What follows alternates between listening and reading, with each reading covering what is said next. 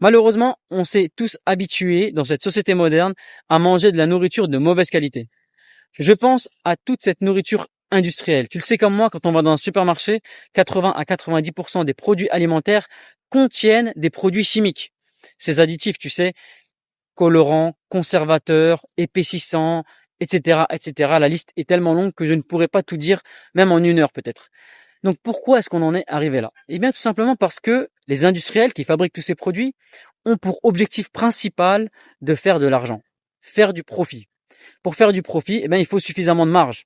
Donc si tu veux suffisamment de marge, il faut trouver des solutions pour abaisser les coûts.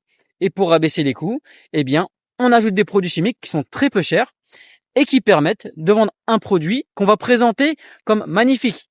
T'as déjà vu, toi, dans une publicité, on dit contient en plus du conservateur, contient en plus du colorant. Jamais. Ça, c'est toujours caché. C'est toujours la face qui est toujours dissimulée. Pourquoi?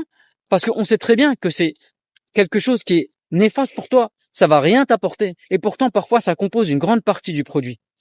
Nous, en tant que consommateurs, on fait un peu confiance, un peu naïf, en se disant, on est protégé par l'État qui établit des règles pour protéger notre santé.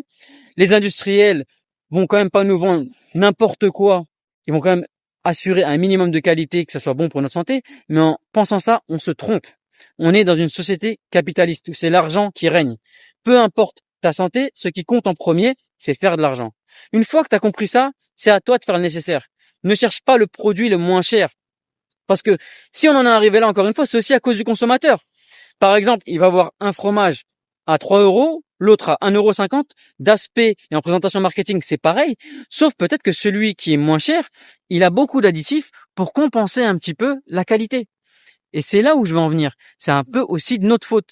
À toi de faire le nécessaire, à toi de chercher où est la qualité et à toi aussi d'accepter d'y mettre le prix.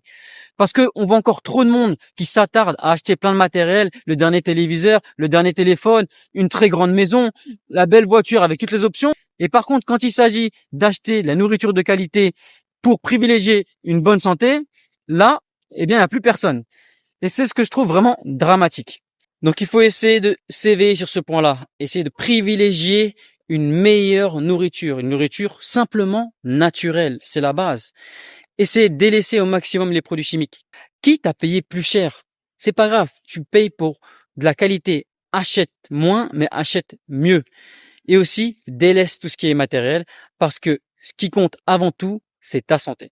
C'est pas ce que tu vas montrer aux autres. C'est mon avis, dis-moi ce que tu en penses en commentaire, et je te dis à bientôt pour la prochaine vidéo.